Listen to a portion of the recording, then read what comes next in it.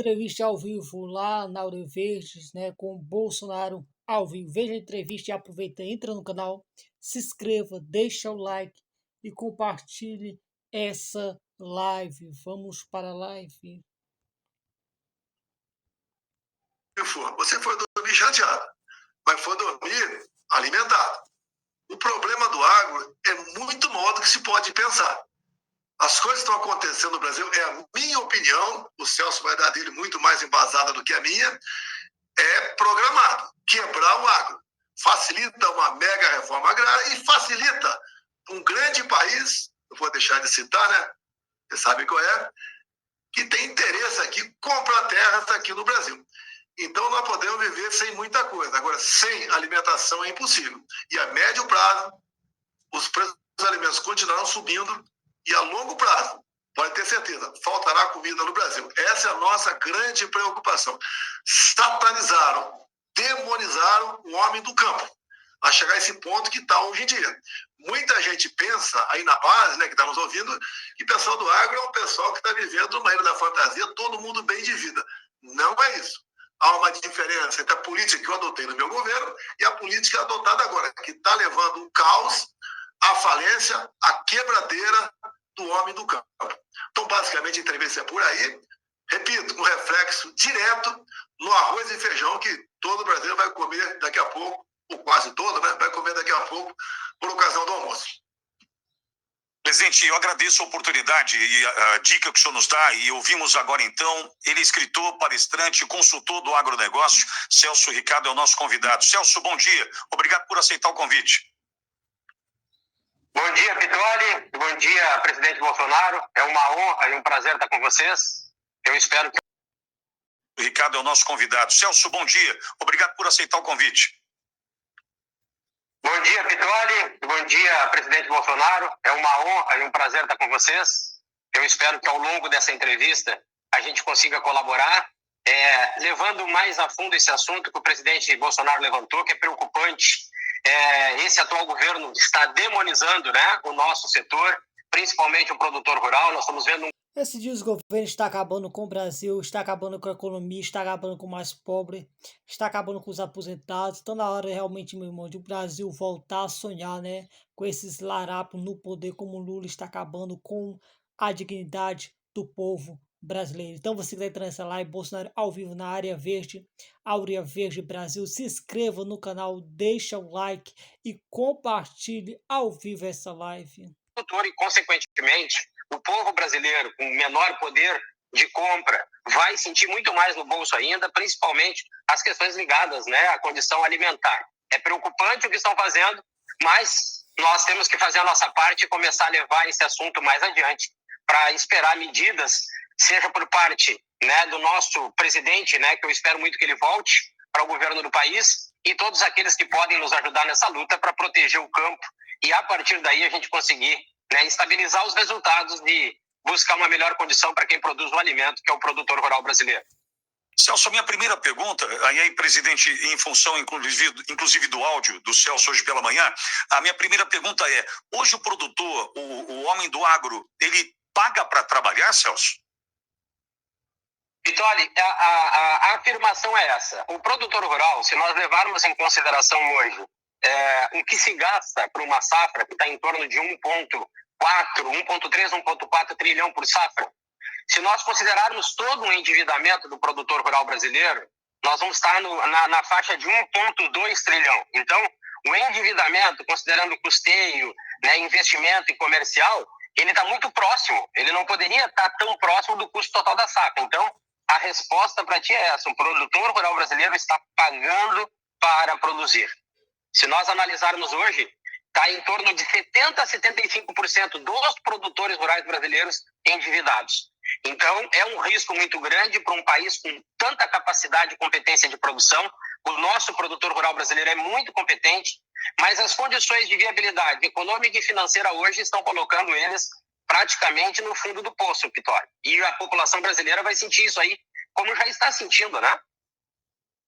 Presidente, qual é o papel do governo federal para tentar arrumar a casa nesse sentido? O governo federal tem papel fundamental nisso? Bem, Tem, Vitória. Ele tem como inibir certas práticas que são reprovadas. Vou dar um exemplo aqui, por números aproximados. Tá? No meu governo, se vendia uma saca de soja a 180. Ao vivo é com o nosso presidente Jair Messias Bolsonaro, Áurea Verde Brasil. Se inscreva no canal, deixa o like, é ao vivo aí com o Bolsonaro no Áurea Verde aí, falando sobre o governo dele, que foi o governo de prosperidade, o governo de abundância, e agora entrou o Lula aí com o desgoverno que está acabando com o povo brasileiro. Então entra na live, se inscreva no canal, deixa o like, compartilha essa live. No meu governo, um litro de soja estava abaixo de R$5. Esse que é a dona de cada compra do mercado. Hoje em dia, eu mandei pegar agora aqui no Big Box em Brasília. Então, 5 lá atrás, no Big Box. Litro do óleo de soja. Lisa, 8,70. Soia, 7,30. O óleo um pouco mais sofisticado. Girassol, R$13. Então, o preço subiu muito. Agora, o que acontece nessa mágica aí? Por que está se vendendo mais barato, o fazendeiro que produz mais barato, e o preço está mais caro? Apareceu a figura do atravessador. A grande maioria dos produtores do Brasil, rurais, não vende, não bota a tua saca no porto e exporta. Entrega para um atravessador. E esse atravessador força o preço mais baixo lá na produção e, obviamente, vende por um bom preço ou mais caro para outros países. Precisa fazer Pix e tá sem grana? É um atravessador. Então isso aí tem que ser combatido. É isso aí que o pessoal reclama para comigo, que ficou solto aqui no Brasil. O atravessador está à vontade aqui no Brasil. E você tem que comparar agora os ministros que passaram pelo Brasil da Agricultura. Para Tereza Cristina, eu dei total liberdade para ela trabalhar. Todos os problemas que ela tinha, que fugia a sua alçada, nos procurava. Procurava o Paulo Guedes. A gente buscava uma alternativa para exatamente deixar que essa parte, chamada atravessador, que é a parte ruim, crescesse. Hoje não tem mais antídoto, não tem mais remédio para com o atravessador, porque interessa para o governo isso aí. Para o governo interessa, no meu entender, o Celso me corrija aí, um juros alto. Por que os juros altos interessa? O produtor, cada vez mais, não tem como pagar a sua produção. Então, ele, ao se endividar, ele não tem como pegar recursos para a próxima safra. Ao não pegar recursos para a próxima safra, ele não vai plantar. Mas o montante da dívida dele cresce assustadoramente. Vai chegar um ponto que a saída para ele é vender a sua propriedade para que não seja confiscada pelo... Exatamente, é o que você está dizendo, irmãos. Né? Antigamente era mais prosperidade, era mais produtor, hoje tem a escassez muito grande devido aos altos juros, né, que estão correndo nesse desgoverno que está acabando com o povo brasileiro, que está acabando com o Brasil, né? Bolsonaro realmente aí, tem de Bolsonaro com o Paulo Guedes, tinha realmente uma grande economia. No entanto, que deixaram aí quase 48 bilhões de reais de sobrando, né, dos recursos, e agora aí já está faltando no desgoverno do Lula, né? Então você está entrando na live, aproveite, se inscreva no canal, compartilhe e deixe o seu like. Se for ver, mas onde é que está o brasileiro, o fazendeiro, está comprando terra? Está indo para os Estados Unidos, está comprando terra na Argentina, não quer mais produzir no Brasil. E a última aqui é para o Celso falar. Eu tive um usineiro há pouco tempo lá no Nordeste. Um cara tradicional, produz etanol. Ele falou, estou abrindo uma nova usina, parabéns. No Paraguai.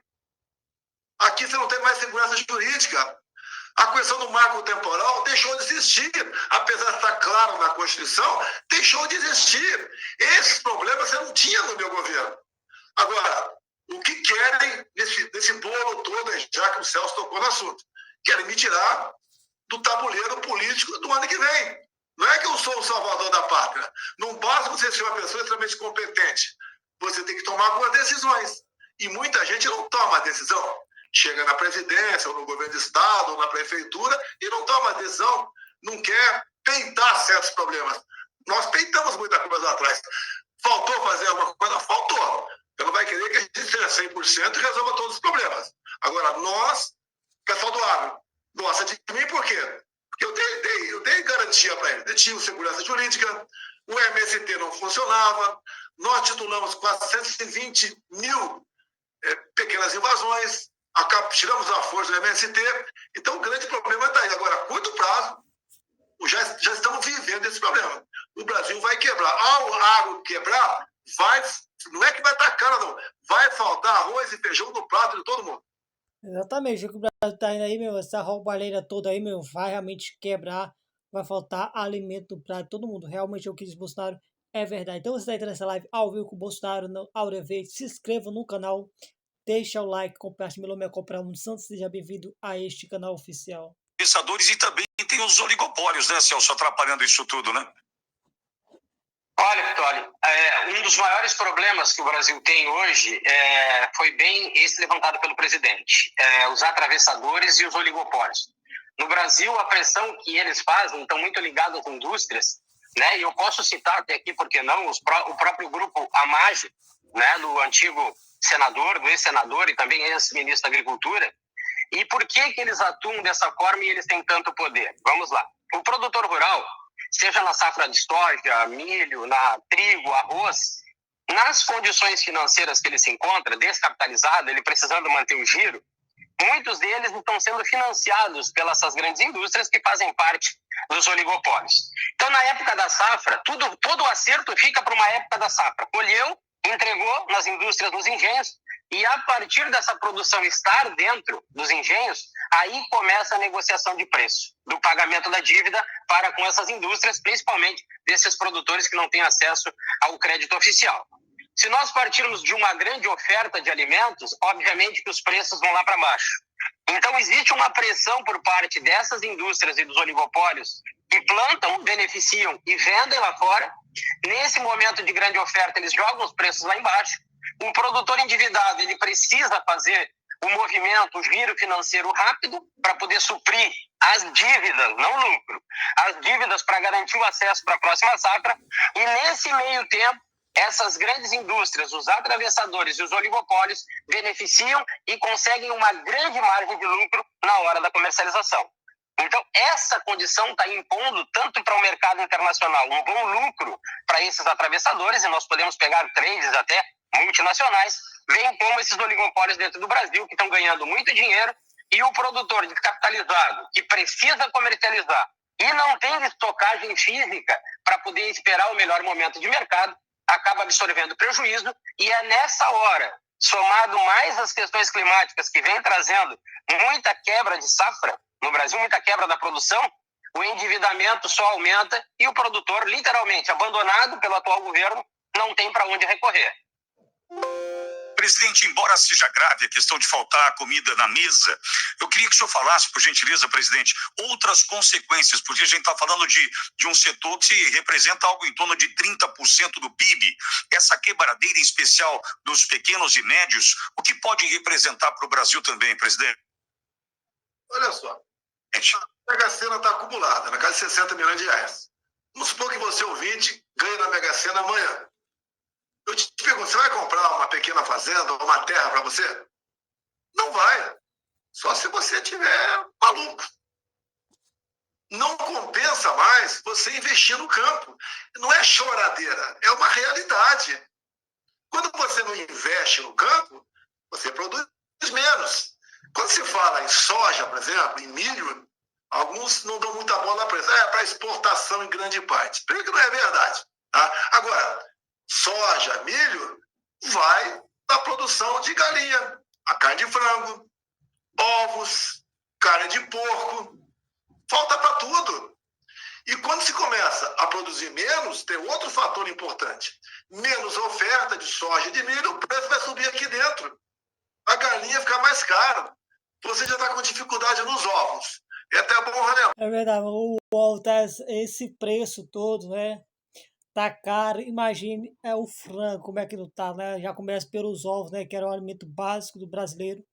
Hoje está caríssimo os ovos, imagine a carne, imagine a picanha, imagine tudo está acontecendo. Então, realmente, o Brasil está desandando. Meu nome é Comprador Santos, canal oficial. Você que é novo, aproveita aí dessa moralzinha, se inscreva no canal, deixa o like nos 3 pontinhos e compartilha essa live ao vivo Bolsonaro no Áurea Verde. Dos ovos. Quer dizer, um dos problemas dos ovos.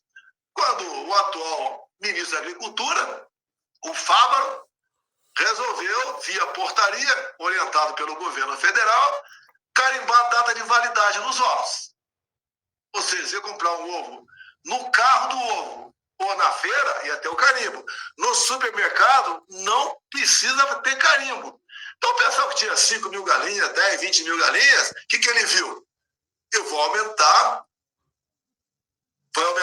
o preço da minha produção. Vou ter que contratar mais gente para carimbar ovos. Eu vou ter que comprar tinta para carimbar os ovos. Eu vou ter que me preparar muito bem, que aí sim, chega a fiscalização lá e fala, opa, essa galinha aqui não botou ovo amanhã, ou tem uma coisa errada aqui, multa no cara. Os caras resolveram dar um salto. Ó, vamos aumentar em X% o preço dos ovos. Depois o governo viu a besteira que ele fez. Até repito, o ovo carimbado era para o cara do caminhão do ovo, né, da Kombi do ovo, e na feira que você vai aí na tua cidade. Não é para o supermercado. Os grandes produtores estavam livres disso. E o continuar produzindo com o mesmo preço. O cara lá de baixo, que representa o grande consumo interno, que é proteína, ia ter um preço majorado. Então, o governo, quando toma uma medida, é para prejudicar o consumidor na ponta da linha. E o governo acertou quando? Eu tenho falado, o Lula acerta quando ele revoga alguma coisa tua. Quando ele mandou revogar essa portaria do Ministério da Agricultura, já era tarde, o estrago já estava pronto. E em cima do ovo, não é apenas o ovo. Vem o pão, vem o macarrão, vem o bolo, vem tudo atrás disso que leva ovos. Então, eu conto até um fato aqui, eu não sei se o Celso sabia, né? Quando eu fui negociar fertilizante na Rússia, antes da guerra, e conversei com o Putin, nós negociamos fertilizantes, tanto é que em 30 dias começaram a chegar os navios de fertilizantes aqui, e também negociamos também o equivalente a 1% do consumo de diesel nosso. E o Putin queria o quê, em contrapartida? Queria comprar ovos no Brasil. Eu pedi para ele 6 meses e procurei o Ministério da Agricultura. O que nós podemos fazer? Se eu abrisse o mercado exportador imediatamente, ia diminuir a oferta de ovos no Brasil e aumentar o preço dos mesmos. Em consequência, macarrão, pão, bolo, tudo ia aumentar.